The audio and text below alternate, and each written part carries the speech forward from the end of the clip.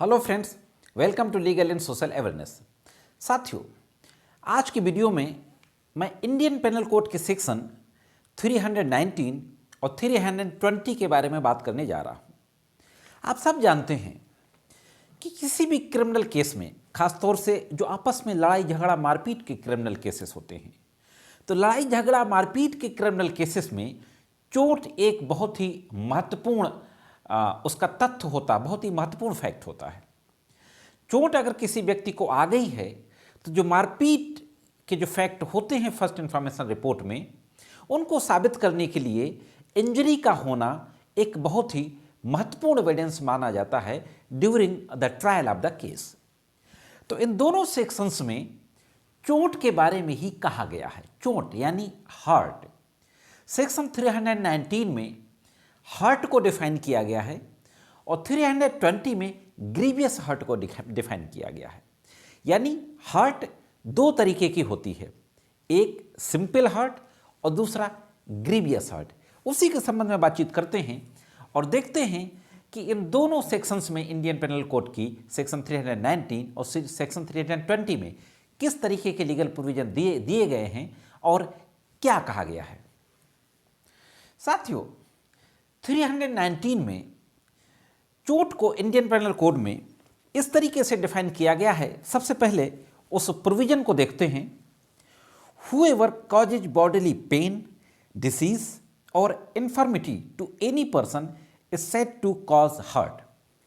जो कोई किसी व्यक्ति को शारीरिक पीड़ा देता है, किसी तरह का रोग या किसी अंग को शिथिल करता है, तो ये कहा जाएगा कि उसने उसको चोट पहुंचाई। इसका जो लीगल टर्म है वो है उपहति। हाँ दोस्तों, उपहति है हर्ट का। तो यह एक सिंपल सी एक लाइन की डेफिनेशन है। अब इस डेफिनेशन को हम देखते हैं तो मोटी मोटी तीन बातें निकल के आती हैं कि किसी व्यक्ति को चोट पहुंचाने के लिए सबसे पहले उसको शारीरिक पीड़ा देना जरूरी है, बॉडी पेन देना जरूरी है।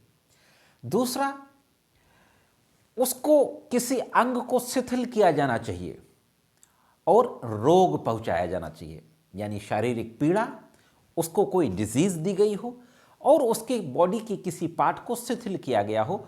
ये तीन एसेंशियल एलिमेंट हैं किसी व्यक्ति को चोट पहुंचाने के लिए। यहां पे मैं एक चीज और क्लियर करता चलूं। बहुत से लोग ये समझते हैं कि असॉल्ट और हर्ट एक ही चीज है। मैं आपको बता दूं कि असॉल्ट में हर्ट शामिल है, लेकिन हर्ट में असल्ट शामिल नहीं है।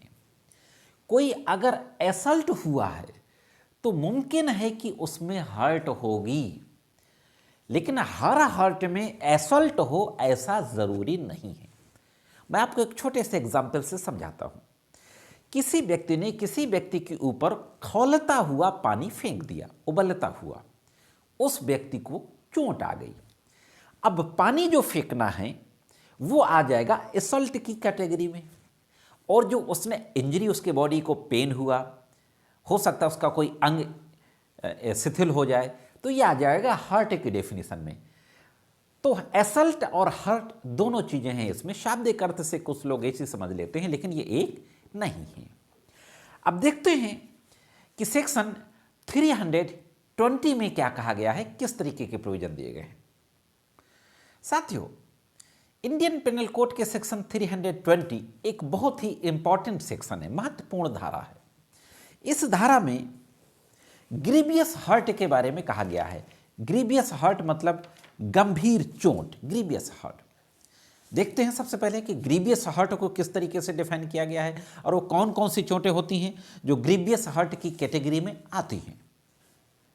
The following kinds of hurt only are designated grievous hurt. First, number 1, emasculation. Emasculation यानी किसी व्यक्ति को, मैं सिंपल भाषा में आसान शब्दों में कहूँ, नामर्द बना देना। अगर किसी भी तरीके से कोई दवाई दे करके किसी तरीके से किसी ने किसी व्यक्ति को नामर्द बनाया है तो यह ग्रीवियस की कैटेगरी में आएगा सेक्शन 320 के तहत। दूसरा है permanent privation of the site of either I. किसी व्यक्ति की आंखों की रोशनी को परमानेंट के लिए डैमेज कर देना, तो यह भी ग्रीवियस की कैटेगरी में आएगा। यानी दोनों में से किसी भी नेत्र का स्थायी विच्छेद ग्रीवियस की कैटेगरी में आएगा। तीसरा है permanent privation of the hearing of the year, इधर ईयर, यानी किसी भी श्रवण शक्ति को यानी कान में सुनने की शक्ति को स्थायी रूप से विच्छेद कर देना। This is under the definition of the grievous hurt. Fourth है privation of any member or joint, किसी व्यक्ति की किसी जो जोड़ होते हैं जोड़ों को नुकसान पहुंचाना, विकृत कर देना, यह भी किसी अंग या जोड़ को विकृत कर देना, यह भी ग्रीवियस हर्ट की कैटेगरी में आएगा। फिफ्थ है डिस्ट्रक्शन और permanent impairing of the powers of any member of joint, इसको बोलेंगे कि दोनों में से किसी भी अंग या जोड़ को विच्छेद कर देना, किसी भी ज्वाइंट को अगर कोई डिस्टर्ब किया गया है तो ये भी उसकी कैटेगरी में आएगा। नेक्स्ट है permanent disfiguration of the head of the face, यानी सिर को परमानेंट डिसफिगर कर देना, चेहरे या सिर को स्थायी विकृतीकरण, इसको हिंदी में बोलेंगे। इस तरीके की अगर चोट पहुंचाई है किसी ने तो भी ग्रीवियस हर्ट की कैटेगरी में आएगा। सेवेंथ है fracture of the dislocation of the bone और टूथ, यानी दांत और हड्डी को डिसलोकेट कर देना, ये फ्रैक्चर की कैटेगरी में आता है। This is grievous hurt. Next है और last any hurt which endangers life or which causes the sufferer to be during the space of the 20 days in severe bodily pain or unable to follow his ordinary pursuits। इसको हिंदी में बोलेगी कि कोई उपाधि जो जीवन को कष्ट में करती है या जिसके कारण उपाधि व्यक्ति 20 दिनों तक तीव्र शारीरिक पीड़ा में रहता है, 20 डेज तक, या अपने मामूली कामकाज को करने के लिए असमर्थ रहता है। इस तरीके की अगर चोटें आई हैं तो यह सारी चोटें कही जाएंगी कि यह ग्रीवियस इंजरी है। 320 के बाद 321, 22, 23, 24, 25, 26 तक तमाम तरीके की ग्रीवियस इंजरीज के बारे में चर्चा की गई है और अलग अलग नेचर पे अलग अलग पनिशमेंट कहा गया है। अगर किसी ने किसी को ब्लेड से, चाकू से अगर चेहरे में कहीं पर काट दिया है या इंसाइड उंड का घाव कर दिया है तो 326 हो सकता है, या किसी ने सूजा किसी के भोंक दिया है तो 324 हो सकता है। अलग अलग कैटेगरी में आगे चल के अलग अलग सेशंस पे एक डिटेल में वीडियोस बनाऊंगा। तो दोस्तों आज की वीडियो में जो मुख्य रूप से हमने बातें की कि ग्रीवियस हर्ट क्या होती है और सिंपल हर्ट क्या होती है, यह थी एक महत्वपूर्ण कानूनी जानकारी इंडियन पेनल कोड के सेक्शन 319 और 320 के बारे में, जिसको मैंने आप तक पहुंचाया। ये जानकारी आपको कैसे लगी कमेंट्स करके जरूर बताइएगा। दोस्तों आज की वीडियो में सिर्फ इतना ही, मिलते हैं किसी अन्य वीडियो में कानून की कुछ अन्य जानकारियों के साथ। तब तक कानून की विभिन्न तरीके की जानकारियों के लिए देखते रहें लीगल एंड सोशल अवेयरनेस।